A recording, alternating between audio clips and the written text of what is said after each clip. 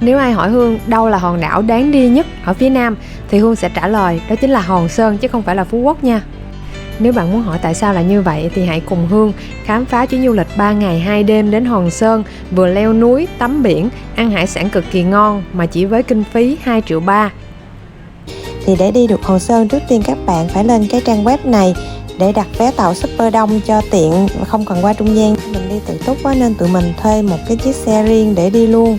Để trên đường mình có ghé dừng mua một ít trái cây để mang lên tàu. Đây là khoang trên của tàu Super Đông. Theo mình thấy thì ngồi khoang trên ở đây mình cảm thấy nó rất là thoải mái và đi tàu rất là êm. Do tàu này cho phép đem vật nuôi á, nên là mình thấy nhiều bạn đi Hòn Sơn đem theo thú cưng lắm. Sau khoảng 10-15 phút tàu chạy thì các bạn có thể lên bon tàu để mà ngắm cảnh. Thì các bạn nào mà đem thú nuôi á, thì có thể là ngồi ở ngoài đây luôn, không có phải là ngồi trong khoang hành khách. Vé khứ hồi đi Hòn Sơn của tàu Super Don hiện tại là 280.000 một người, và tàu chạy khoảng tầm 1 tiếng 15 phút là đã đến đảo rồi nha. Hòn Sơn, xin kính chào quý khách.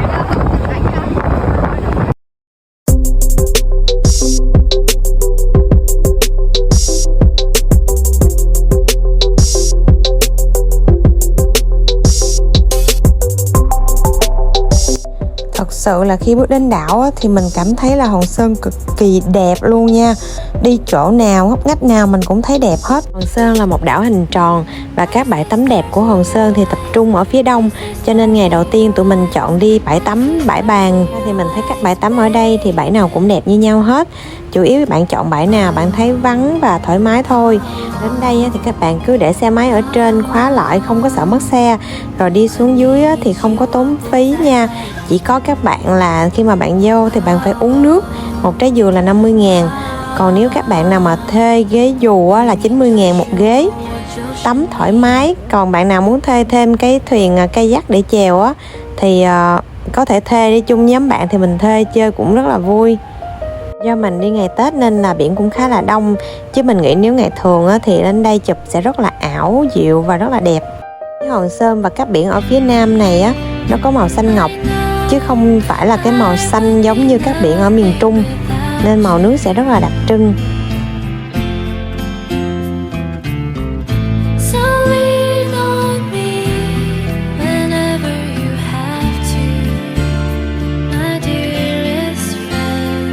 Tắm biển xong thì tụi mình về nhà nghỉ, tắm rửa thay quần áo để đi ăn tối. Và buổi tối hôm nay thì tụi mình chọn ăn ở quán Thanh Giao. Bởi vì quán này á, mình thấy thật sự là về giá cả nó rất là rẻ so với các quán khác. Cho nên là các bạn tới đây thì sẽ không sợ bị chặt chém. Đồ ăn ở đây thì cũng rất là ngon, nhiều món để lựa chọn và cũng rất là hợp khẩu vị với tụi mình. Tụi bạn mình ăn kêu rất là nhiều, thậm chí đi rồi vẫn quay trở lại để ăn tiếp lần thứ hai. Đặc biệt ở đây mình thấy món lẩu cá bớp, món mực nướng với món ốc giác xào rau muống á, ăn rất là ngon luôn nha. Các bạn mình ăn á, đứa nào cũng ghiền hết á. Ngoài ra các hải sản khác thì vẫn rất là tươi. Rượu thì rất là dễ thương, lúc đông khách cũng không hề quạu quọ. Các bạn nên đến thử. Sau khi ăn xong thì tụi mình ra cầu cảng để mua trà sữa uống rồi về phòng nghỉ. Vậy là kết thúc ngày đầu tiên của chuyến đi rồi. Mình khởi động ngày thứ hai bằng việc đến quán Rái Cá ăn sáng. Rái Cá là một cái quán khá nổi tiếng ở Hòn Sơn này, bởi vì đồ ăn ngon mà cảnh ở đây cũng lại rất là đẹp. Mình bị xui là do mình đứng lên cái lưới chụp hình nhưng mà bị rớt cái mắt kính xuống. May sao gặp cái chú ở đây rất là dễ thương. Chú đó lấy cái cây để kéo giùm mình, nhưng mà mình kéo lên không được thì lại gặp cái anh Kiên này. Anh này là hướng dẫn viên tour ở đây luôn, anh leo xuống lụm giúp mình nữa. Mình rất là cảm động luôn á. Mình có mời anh uống cà phê nhưng mà anh nói thôi anh không có uống, bởi vì anh cũng bận đi quay chụp hình cho khách á. Nên nếu mà bạn nào có đi tour thì book thử anh này đi. Mình không có Facebook và số điện thoại đâu, nhưng mà các bạn search thử coi là anh Kiên này nè, thì các bạn tìm đến ảnh. Tại mình thấy ảnh có homestay cho thuê luôn, đẹp mà ảnh chụp hình cũng rất là đẹp luôn á nha. Chỉ cho mình nó chụp hình view góc, lấy cái góc rộng á, cho nên là mấy cái hình sau này mình biết cách chụp, mình chụp đẹp hơn rất là nhiều. Nói chung nếu mà ăn sáng uống cà phê ở quán Rái Cá này thì mình thấy rất là hài lòng luôn. Món bún nghệ này cũng rất là ngon. Buổi chiều cũng có thể ngắm hoàng hôn rất là đẹp nữa.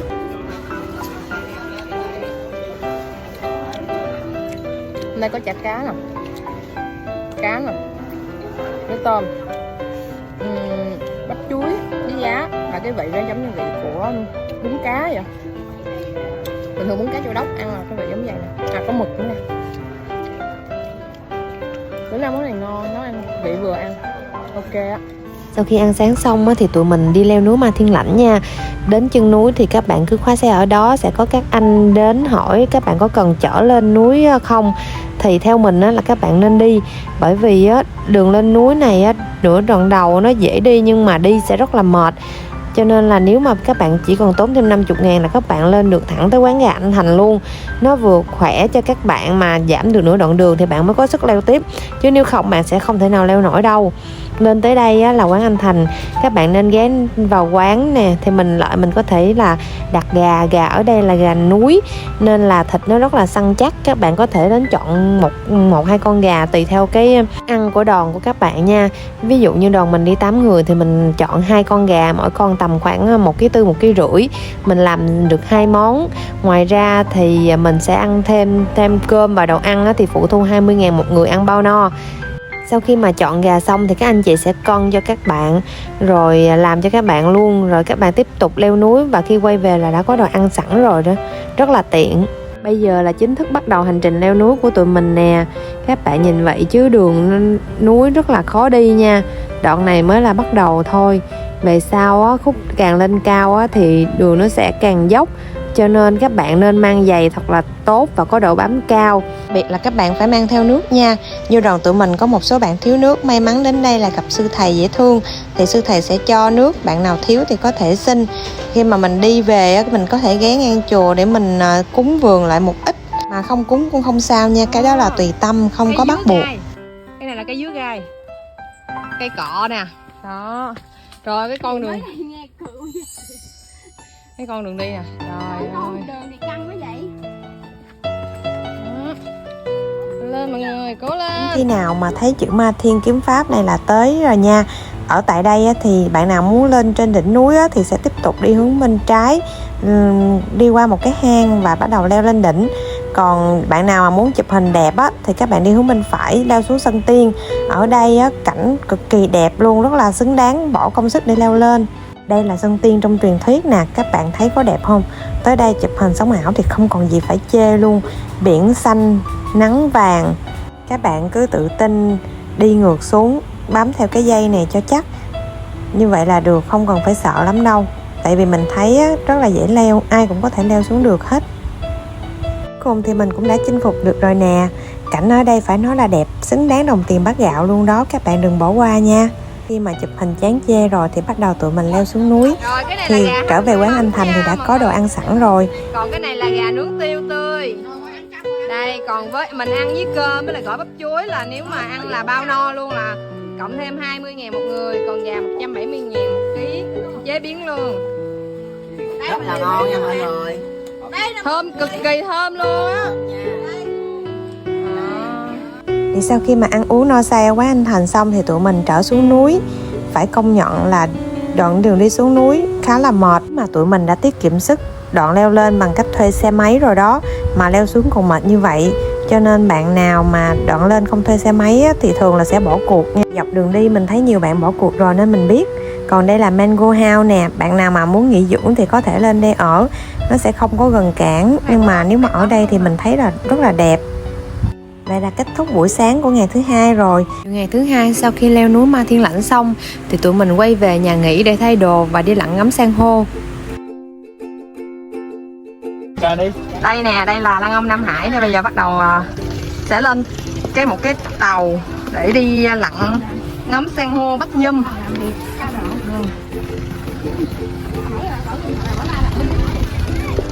Đây là ra dự để Lăng Ông Nam Hải thì mình để xe ở đó thôi. Nhớ cất nón bảo hiểm vô cốp. Xe không cần khóa bởi vì trên đảo xe thì không mất, chỉ mất nón bảo hiểm. Rất là nhiều tàu nha, mình liên hệ được với ai thì liên hệ thôi. Tour lặn ngắm san hô lần này mình đặt của bạn Phụng ở bên Rái Cá khá là ưng ý nha.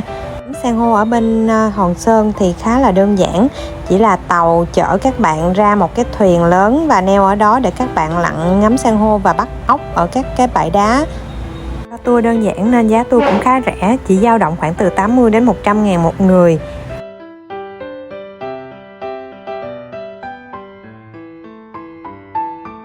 Nổi làm gì đâu mà. Bây giờ nhưng mà cầm sao anh? Nè, mình cầm gai vô phải không? À. Đó, cái mình bợ tay vô mình cầm là nó không có đâm mình. Là ở dưới đất gai Ở hơn. dưới gai nó không có nhọn. Rồi. Ở trên thì gai nhọn nè. Đâm có nhức không mà? Đâm nhức lắm. Nhức lắm luôn. Rồi mình mần sao? Mình mặn là mình cắt hết gai của nó. Cắt bằng cái gì anh? Cắt bằng kéo. Ủa mình cắt từng cái luôn á hả? Nếu mà mình không cắt á, mình lấy cái sọt này nè. Mình lắc. Tự động gai. Rồi bớt gai rồi cái mình mới cắt cho nó tròn lại rồi cái mình mới lật ngược lên. Rồi. Đó, cắt tròn ở dưới đây. Rồi tụi mình đi á thì gặp tàu của anh Việt này rất là dễ thương. Anh là người lặn bắt nhum cho tụi mình, rồi còn hướng dẫn cách làm nhum nữa. Cái gạch đó mình ăn được không? Cái gạch đó mình ăn được. Mình nhum trên đâu rồi? Đây thành phẩm nè. Cái này là quà tặng mang về nè. Anh làm thẳng đó nè. Quà tặng mang về của chúng đi nè, quá tuyệt vời không? Anh nhấn mạnh nữa đâu. Anh Việt hả? Rồi. Ủa muốn đi tàu của anh là cứ liên hệ với lại Phụng đúng không? Ở bên Rái Cá. Rồi, cảm ơn anh nhiều. Một kinh nghiệm cho bạn nào muốn đi lặn ngắm san hô là các bạn nên đi tầm 10 tới 12 giờ trưa, bởi vì giờ đó là nắng sẽ ấm và lúc đó cũng chưa có nhiều người bắt thì các bạn mới có thể bắt được nhiều. Chứ như tụi mình đi lúc chiều á, là những cái đoàn trước đã đi bắt hết rồi nên tụi mình cũng không còn gì để bắt nữa hết. Ở Hòn Sơn so ra thì cũng không đẹp lắm bởi vì đa số san hô chết nhiều. Thì đợt Tết năm nay các đoàn khách trước bắt quá nhiều rồi cho nên tới lượt tụi mình đi cũng không còn con nhum nào nữa. Sau khi lặn biển xong thì tụi mình xuống vựa Thanh Thấm để mua hải sản. Vựa Thanh Thấm ở đây mình thấy hải sản rất là tươi và giá khá là mềm so với các vựa khác. Ở đây lúc nào cũng có người đợi hải sản vừa đem lên là người ta sẽ mua hết liền đó, nên các bạn chậm chân là sẽ không còn để mua đâu. Sau khi mua hải sản về, tụi mình gửi anh chủ chế biến luôn, còn tụi mình chỉ việc tắm rửa xong rồi ra ăn thôi. Còn đây là view của nhà nghỉ tụi mình về đêm nè. Phòng của tụi mình là phòng 4 người nên có view biển rất là đẹp luôn á. Biển ở đây do gần cảng cá nên là sẽ không đẹp bằng biển ở bên phía đông, nhưng mà biển vẫn rất là trong, có thể tắm được. Còn đây là bàn tiệc hôm nay của tụi mình nè. Món mì xào mực này á, là mực lúc mình mua còn tươi đổi màu luôn đó. Ngoài ra thì mình có ăn xào mai với lại cái món hàu gai này. Nhưng mà con hàu gai này thì có vị hơi đắng á, nên mình cũng không có hảo lắm. Ở Hòn Sơn tuy nhỏ nhưng mà gạch rất là béo. Và đặc biệt đến Hòn Sơn thì các bạn nhất định phải ăn ghẹ nha. Bởi vì ghẹ ở Hòn Sơn á thì nó tươi rẻ mà đặc biệt thịt nó có một cái vị ngọt cực kỳ mà mình ăn ở nhiều chỗ rồi không có thể tìm được. Nên năm nào mình cũng cố gắng đi Nam Du Hòn Sơn một chuyến chỉ để ăn ghẹ thôi đó. Ở nhà nghỉ có dịch vụ dọn dẹp luôn, cho nên sau khi ăn xong tụi mình không cần phải làm gì cả mà đi thẳng ra ngoài cầu cảng để ngồi uống nước. Dọc khu này thì có một cái quán ăn cũng đẹp đẹp á, nhưng mà mình chưa ăn thử nên nếu mà có dịp thì lần sau mình sẽ đến để thử xem sao. Đây là cầu cảng phía Bắc về đêm nè. Ở đây thì cũng không đông lắm đâu nên rất là thích hợp với các bạn nào mà muốn nghỉ dưỡng và thích sự yên tĩnh nha. Ở đây thì cũng không có nhiều quán đâu nên các bạn cứ tìm chỗ nào ngồi rồi kêu nước. Mình thấy trà sữa ở đây thì thật sự là không ngon bằng cái cầu cảng ở Bến Tàu. Chủ yếu là tụi mình ra đây ngồi để ngắm cảnh và hóng gió thôi nên cũng không có yêu cầu cao về nước. Nhưng mà nếu mà bạn nào uống thì nên né cái món trà sữa, các món còn lại thì uống cũng tạm ổn. Nước ở đây thì cũng mềm, chỉ khoảng tầm 15 cho tới 25.000 một ly. Nếu mà để mà gợi ý thì mình nghĩ là nên uống trà vải là ok nhất nha. Hôm là kết thúc ngày thứ hai rồi đó, tụi mình về nghỉ để sáng hôm sau ra bến tàu sớm.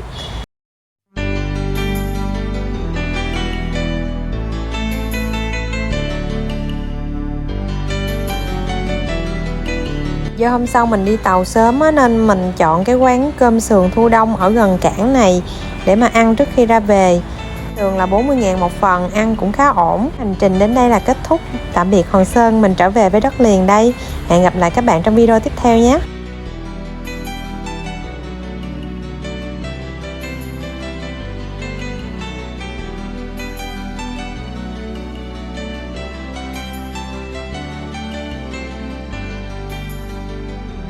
Giờ mà tới Sa Đéc ăn hủ tiếu Sa Đéc là xưa rồi nha. Nếu có dịp các bạn hãy ăn thử món lẩu riêu cua đồng này xem. Món lẩu này có vẻ cũng khá nổi tiếng ở Sa Đéc á, các bạn chỉ cần search Google là ra liền à. Tụi mình tới quán á, là lúc khoảng tầm 2 giờ trưa. Thường thì giờ này ở dưới quê á, không có ai ra đường ăn đâu nhưng mà quán vẫn có khách nha. Ở đang đói bụng mà bước vô quán á, nghe mùi thơm chịu không nổi luôn. Cái lẩu như vậy á, chỉ có 200 cành thôi mà đồ ăn nhiều nấu rượu luôn. Quán á, tuy là nằm trong hẻm một sẹt vậy thôi nhưng mà vẫn nằm ngay đường nhựa lớn rộng nha. Đây là địa chỉ của quán nè. Còn mình 8 người ngồi ở ngoài thì không thấy có quạt, nhưng mà một chút hồi bạn nhân viên á cũng có đem một cây quạt tới nên cũng đỡ, không nóng lắm. Đây là zoom cận cảnh cái dĩa đồ thả lẩu bao gồm mực, tôm, chả cá, bò viên, đậu hũ, trứng cút, bắp non. Một dĩa nhiều mà ăn 4 người là no luôn rồi đó. Cái nồi nước lẩu ta nói cục chả cua nó to. Ngoài ra còn được hầm với các loại củ, khô mực, tôm khô, cho nên cái vị á, cực kỳ ngọt thanh luôn á. Còn chưa kể tới cái rổ rau tươi non mơn mởn đậm chất miền Tây với bông bí, rau dền cơm, dền nhật với mồng tơi, đủ các loại rau luôn. Nói ăn cái lẩu thôi á là hài lòng, không có chỗ nào chê nữa.